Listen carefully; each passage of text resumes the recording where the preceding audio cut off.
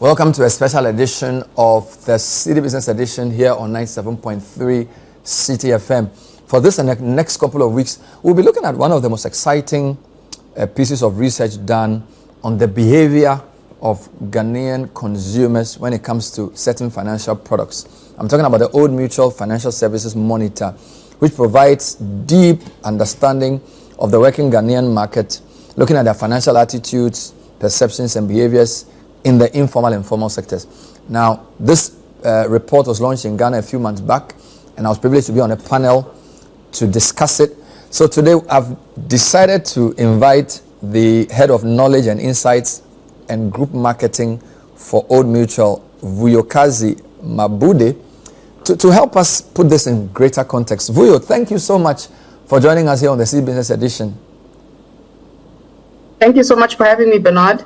Wonderful. I like your title, Head of Knowledge and Insights, Group Marketing. You sound like a vice chancellor or a university professor. What is your role? Explain it to me.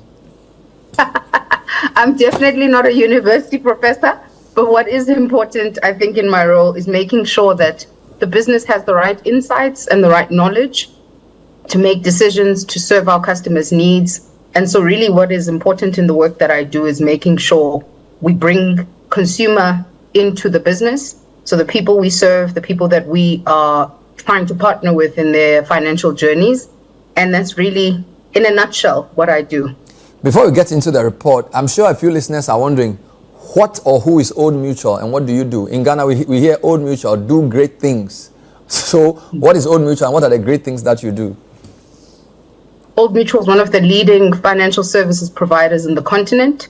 It is in multiple markets across Africa, Ghana being one of those. We have been in the market for about 10 years now. We provide insurance services and different financial services for retirement savings and different offerings like that for our customers.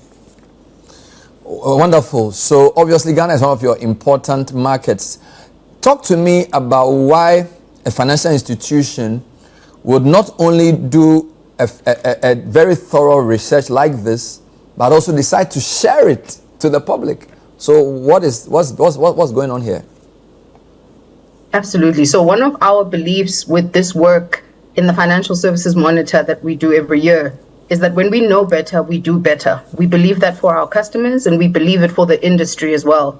So one of the primary reasons why we not only do this work and make sure that we have deep insight into people's behaviors, attitudes, their understanding of their finances, but also share the work is because we want the industry to be able to partner and collaborate in making sure that the products and the solutions that we have for people are built with the right insight and the right knowledge behind them, that we're serving the needs that people actually have and starting to solve some of the societal problems even that we are seeing in some of the research results across the region. Which is very nice because typically multinationals are criticized for wanting to superimpose a big strategy from headquarters on individual unique markets. You are not doing that. So you want to know what Ghanaians think, how they behave, what they do, so that your strategy can align with our behavior. So I think that's quite impressive. Has that always been your modus operandi? Always been the case. And I think the Financial Services Monitor is just one of the ways that we do that. This is definitely something that we believe is definitely a part of the journey for us as an organization. We believe in people becoming financially well. We want to partner with them on that journey. And so we're invested for the long haul. In Ghana in particular, in this case, we're talking about Ghana. But as a business, this is just kind of how we believe we can add value to people's lives and make sure that we are not just providing services and offerings for customers without making sure we understand what they actually need, what they think, where their finances are at this moment in time. Wonderful. So what is the Old Mutual Financial Services Monitor? So absolutely. It is a one-of-a-kind longitudinal study that we do every year across multiple markets in Africa, Ghana being one of them. It's a study that zeroes in on a cohort of working Ghanaians between the ages of 20 and 59. This particular study, the fieldwork was done towards the end of 2024, and the results were issued in early 2025. And what the study does is really just be able to peel back and unseal some of those things that people know but don't really get to see in a full picture. So you might know that people are in a susu and saving money through, a susu. You might know that people are borrowing money from family and friends, including yourself, right? Mm-hmm. But you don't actually see all of those pieces in one place put together as an full holistic understanding of people's attitudes, their behaviors financially, what their priorities are, what are they thinking about when they're looking at long-term financial decisions, when it comes to retirement and saving. All of those things are part of the story that we look at when we do the financial services monitor. And you are looking at attitudes, behaviors, you said. What are you specifically, what are the objectives? What are you looking out for in these surveys? So what we're looking for is really one particular thing we are looking for are what are people doing to try and solve the challenges that they have in their current circumstances. So you will very often find that people are very resilient. They're very ingenious in the way that they solve problems. So we are looking for ways that we can partner with our customers. We're looking for ways in which we can support and enable people to really make better decisions when it comes to their finances. We are looking for the spaces and the opportunities really for the financial services sector to better provide services for people where they need them and how they need them. So this for us is really not just a piece of research or a study that we do. It is something, and you mentioned this earlier, Bernard, that feeds into our strategy, that makes sure that we have a compass and a way in which we can guide ourselves to doing the right things for our customers. I like the word longitudinal that you used earlier. So this suggests it's not a static 1 year thing, that it's probably an annual thing you do or periodic. And then you also mentioned 25 to 59. So clearly it's focused on working class people or people who work. Is it both urban and rural? And is there an income limit? I'm just trying to understand who you're talking to better. So tell me a bit more about the various dimensions of the people you use. Sure. So we do informal and formal sectors in terms of working and people. We also look at urban and peri-urban. So we don't go as far as rural, but we do urban and peri-urban areas. The survey is conducted face-to-face in face-to-face interviews. So we actually have people on the ground speaking to people to gather these insights. And in terms of income, it is people who have a monthly income, personal monthly income of 1,000 cedis or more. That's interesting. So whatever we found in 2024 would be compared against 2023. So we'll know whether on that particular parameter things are getting better or worse, correct? Absolutely. Absolutely. So generally, when you look at 24 to 23, would you say things are better for people or worse? Because of course we are in 25 now, so we are looking at this from a sort of a rear view mirror. Was 2024 generally, in terms of financial outlook and expectations and everything else, was it a better year for people? Because don't forget, in 2022, Ghana's economy almost collapsed. So for us in Ghana, we remember 2022 Q3 as a very difficult time, where the currency got to close to 50, inflation got to about 54%, and we were kicked out of the financial markets. We had to go to the IMF. So I'm interested that you have 2024 and 23 to compare. What can you say about those 2 years in terms of people's outlook and their experiences? Absolutely. I think the trend that we have seen, Bernard, is that people's circumstances and the challenges, which you've just spoken to some of them, are absolutely still the case. People are still very much under pressure when it comes to their finances. People are considerably financially stressed. And so even though some of those things have marginally improved, the overwhelming majority of Ghanaians are still very much facing very challenging financial circumstances across the board. One of the reasons why they're facing these challenges is because their income hasn't necessarily increased or improved in the last year. And that means they have less in their pocket to actually spend and use for their month-to-month expenses. One of the things I think that is positive that we have absolutely seen is shifting in the right direction this year. One of those things is savings and the savings mentality. So in last year's, 2023's survey, we saw 61% of working Ghanaians dipping into their savings to make ends meet. That number has dropped drastically now to 18%. So you're seeing fewer people tapping into their savings.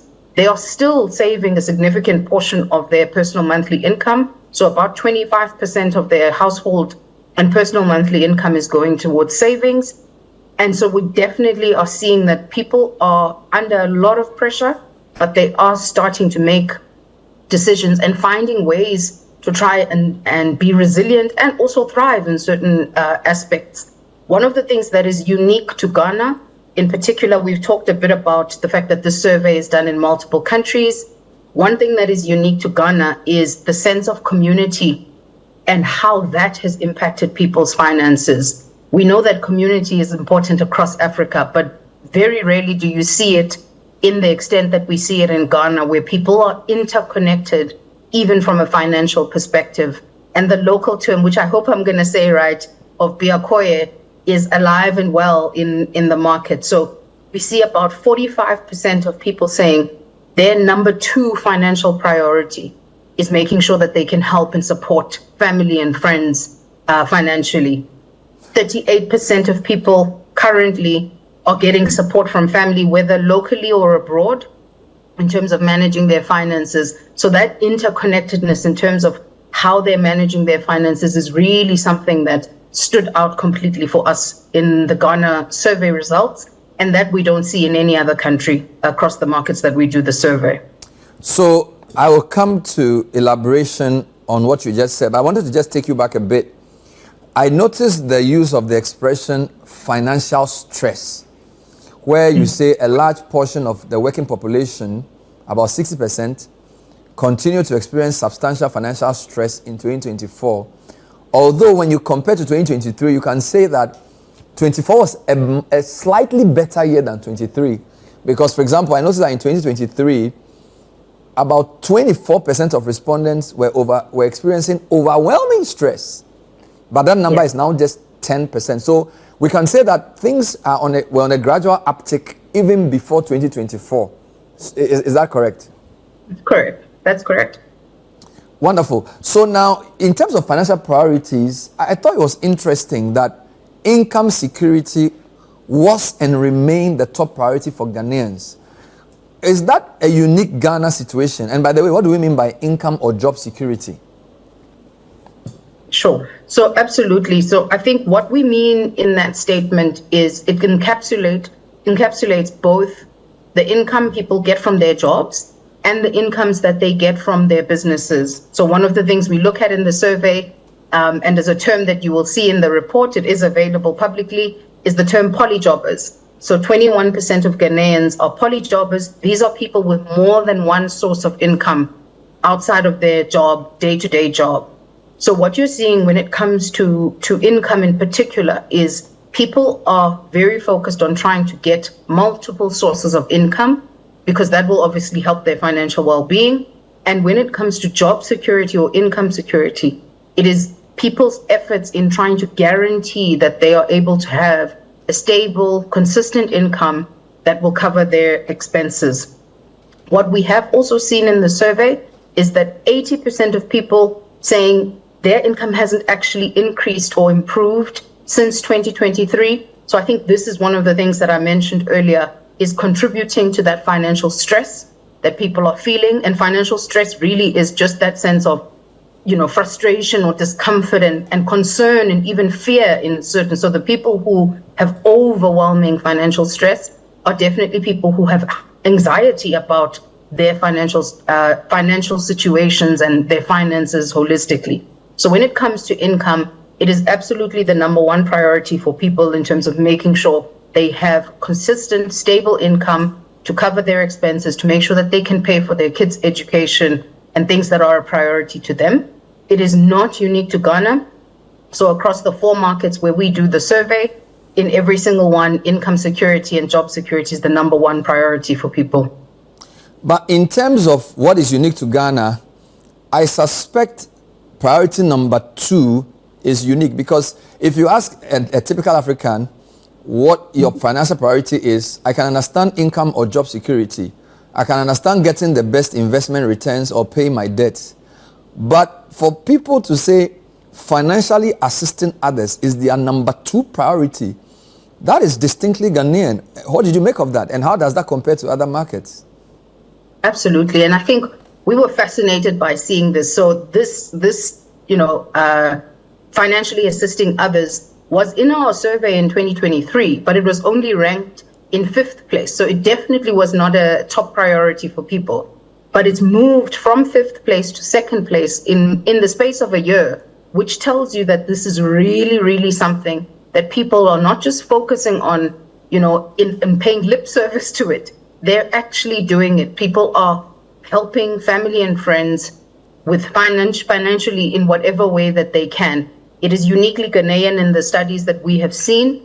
And in talking to people in the market, when we were launching the study in March, we had lots of conversations around this, and it didn't seem disconnected at all. Everybody had a sense of, oh, this is absolutely true of Ghanaians. And I think, when we spoke in March, we talked about how, for us, what is exciting is how do we harness that?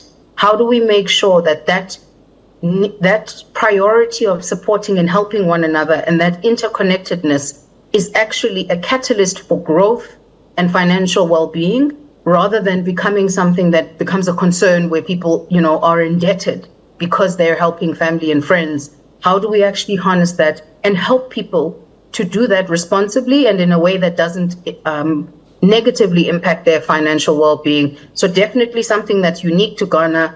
It felt almost so true every time we spoke to people that this is absolutely a Ghanaian. And that's why when I said the term, I said, I hope I get it right, but that sense of biakoe, of I'm not going to thrive on my own. I'm going to thrive in community. I'm going to thrive when other people thrive. Yeah. And I think that is absolutely such a beautiful texture and nature in the Ghanaian society. And I definitely believe that there's an opportunity to help people use something that is natural and almost instinctive to them and help them actually become more financially well, leveraging that rather than using it, rather than making it a negative or something that's not something to be proud of. And I think when you look at that particular data point, it is further corroborated by the fact that almost 40% of Ghanaians depend on income received from family or friends, either locally or abroad. So people's financial priorities reflects in how people survive, because the fact that 38% of the respondents depend on income from a family or friend sort of corroborates that. But I wanted to use that to ask you to comment around the sandwich generation, because whilst it's good to support each other, there also appears to be a generation of people whose parents are alive but who still have kids. So they are paying for health bills for their parents and also paying school fees. Was that unique to Ghana? What can you say about the so-called sandwich generation? Absolutely. So that's you've painted the picture beautifully in terms of the sandwich generation. It is people who have adult dependence and child dependence. What is unique about this, I think, particularly when we look at Africa, is what that means is when you look at the sandwich generation, it is people whose financial challenges and priorities are stretched in both directions, both in terms of their children for the future and in terms of their adult dependence for the now. And that could include medical expenses, that includes funeral expenses in certain cases. And so what we definitely are seeing is that for Ghana, this is prevalent. It is the case.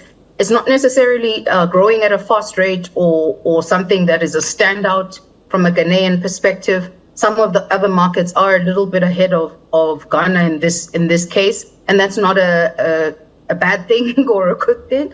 It just, I think the interconnectedness and supporting of community is just something that shows up more and is more of a priority for Ghana, more than it is necessarily people, identifying themselves as having dependents or people who are financially dependent on them that are adults and children. So it definitely is the case it's definitely there, but it's not to the extent that we see in other countries when we look at it against Ghana.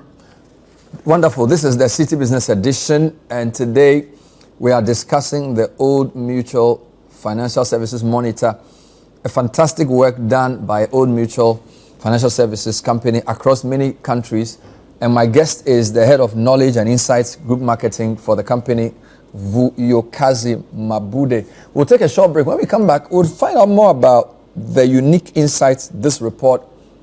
Welcome back. This is the Citi Business Edition, and today we are chatting with the head of knowledge and insights group marketing for Old Mutual, Vuyokazi Mabude. We are discussing the Old Mutual Financial Services Monitor.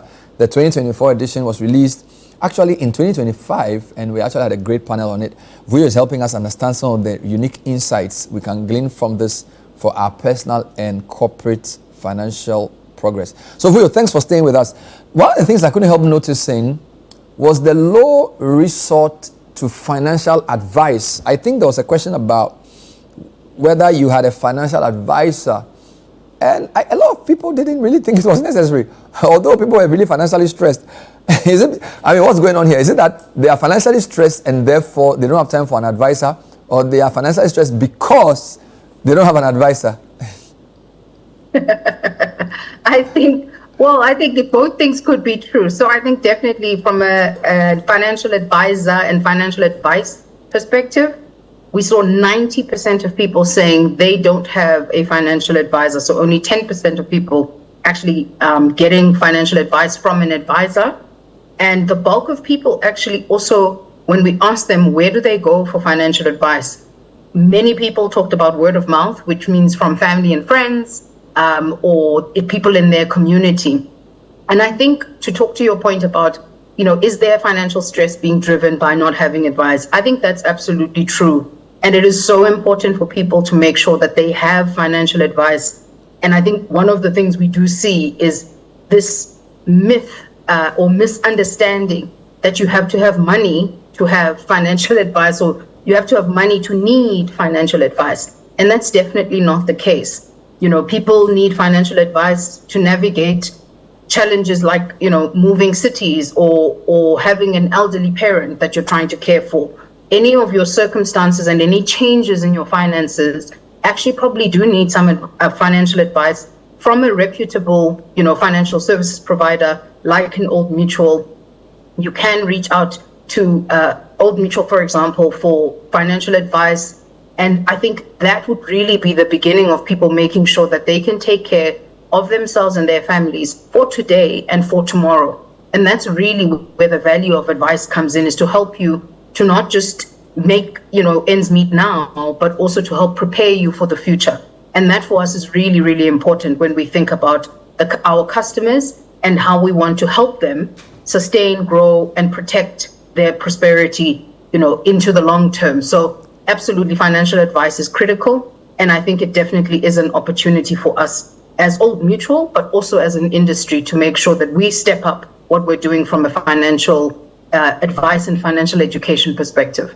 The other big thing I saw was the gap between those who acknowledge that saving for retirement is important, and yet taking action in actually saving for retirement. So I thought it was kind of interesting that 83% acknowledge that, yes, I have to save for retirement, but it ranks only 8th among working Ghanaian savings goals. So what's the missing link there? There's definitely a say-do gap. I think the missing link is just the financial priorities that people have right now. There's not enough money, perhaps, for people to be able to financially plan effectively, potentially for their futures. A lot of people are also investing in their businesses as their retirement plan, which can be very positive and is something that definitely we would encourage, but also I think making sure that you have your retirement savings in an actual, fund that can preserve the money and grow the money is definitely really important. And so I think closing that gap between the 83% who say, yes, they know it's important, and the people who do it, and this is across age groups, income bands, it's the same trend that we're seeing. So definitely some work to do in Ghana in this particular instance, in making sure that people really understand why it's important to save for retirement, to make sure that you're able to take care of yourself And particularly if you think about the sandwich generation again, here's an instance where saving for retirement becomes really important, because if you are in the sandwich generation today, Bernard, as an example, what you're working towards in terms of where your income is going is supporting your elderly parents and your children, perhaps. In 25, 30 years' time, your children will have to also then be in the sandwich generation to support you and to support their children. So there's a generational impact as well, I think, that we need to consider when we think about retirement savings. That's really important in terms of if you're trying to, get your kids the best education and set them up for the future, saving for your own retirement is one of the ways that you do that, because then it allows them and liberates them from having to, take care of you financially in 30, 40 years' time when you retire. Lastly, one of the things I like was that you did a segment on entrepreneurship, which forms a very significant part of Ghanaian consumer life. You already mentioned those who do side hustles. My concern with entrepreneurship, though, was that self-reliance is the main source of funding. So basically, they fund their business through their profits or through personal savings. And what worries me is only 1 in 10 entrepreneurs noted financing their businesses through a financial services provider. That is a problem, is it not? Particularly because you are also a financial service provider in a way. What's the missing link here, and what should the industry do if only 10% of people who own their own companies see financial institutions as a source of financing? Absolutely. I think so. We are definitely starting to see an improvement, and I'm talking more from a personal perspective, not necessarily amongst entrepreneurs. I'm just talking in general. We are starting to see an increase and an improvement in people using formalized banking services to save and invest money. So I think there's definitely a positive trend in that direction. When it comes to entrepreneurs in particular, Bernard, I think it's probably a combination of two things. One is the impact of all of the challenges in the economy that you spoke about earlier over the last couple of years. People kind of are very hesitant to put their life savings, to put the money that they would be investing in their business into a financial institution that may, go through some kind of challenge given the economy. So I think that's the one factor, is just the hesitance and the risk associated with that. And then the second part, I think, is because people are using the money that they earn, for example, from their job or money from the family and friends that support them, there isn't actually a huge turnaround of that. And so it's not that, someone is taking 10 years of savings and putting them into a business. They're saving in May and using it in June for their business. And then they, sell the stock that they bought and then, kind of recycle the money rather than long-term preserved savings. So when it comes to funding in particular, and I think you spoke to this, there's definitely a role for us as Old Mutual and the financial services sector to play to make sure that we're able to enable, small to medium enterprises to growth, to success. And I think that over the next, couple of months to a year, some of those engagements will be happening in Kenya, for example. And I'm just, using a regional perspective. We host a series of small to medium enterprise roundtables so that we can actually enable business owners with the right kind of financial knowledge. We give them access to financial advisors and help them to kind of engage and really plug into what are the opportunities that exist within financial services. Because some of it, I think, is also people just not knowing what is available, what they can access from a funding or business support perspective. So I think there's definitely work already happening in this space, specifically from an Old Mutual perspective, but there's more to be done for sure. Finally, what next? You've done a number of years of this. We've seen some very unique insights for Ghana. And by the way, do you compare countries across some indicator to say when we did the 2024 survey, Ghana was number 1, Kenya was number 2. Do you do anything like this? So it's a 2-in-1 question. Do you compare in any form of quantitative way? And what's the next call to action for listeners and for Ghanaians? Absolutely. So to answer your first question, yes, we do. And we make sure that we have a perspective on what is happening in the region as well as what is happening in the markets locally. So we do absolutely look at that view. And then to answer your second question in terms of what next for consumers and people and what next for Old Mutual, I think for people, what's next is just making sure you get advice, access, the information available, go on our website. All of the insights that we were sharing in March are available on social media. They're available through our website. You can actually use some of the tools available, to empower and equip yourselves to make better financial decisions. And I'll go back to, our tagline in terms of when you know better, you do better. And that really is for us, the first step for our consumers and our customers is really trying to empower and equip them with the right kind of knowledge to help them make financial decisions and long and short-term financial decisions that are best for them. And what next for Old Mutual? For us, really, the work begins after we share these results. So it's definitely not work done once we have shared these results. The work is making sure that we are developing the right products, that we are having the right conversations with our customers, with advisors, with our corporate clients in certain markets. The work is really making sure that we are living up to our vision of becoming a partner to help people sustain, grow, and protect their well-being and their prosperity in the long term. So for us, this is a journey. It is definitely not a single step that we take and we kind of sit and relax. We will be working at this for many, many years to come. And it's a partnership. We're hoping that people in the financial services industry come alongside us and partner with us to make this even more meaningful in Ghana. We are looking forward to hearing back from our customers and how this is adding value for them. And really, we are looking forward to doing more meaningful work, making sure that more people are aware of what Old Mutual provides, what it's able to support and enable them to do in their financial situations. Thank you very much, Vuyokazi Mabude. Pleasure. Really, really great talking to you. Head of Knowledge and Insights, Group Marketing, Old Mutual. Really, really well thought through work. And I'm sure those of you who are interested can find this on their website. Look for Old Mutual and get some more insights. So that's all we have time for today's edition of the Citi Business Edition on 97.3 Citi FM. Thanks so much for listening and for those of you watching online as well. We'll see you next time. Bye-bye.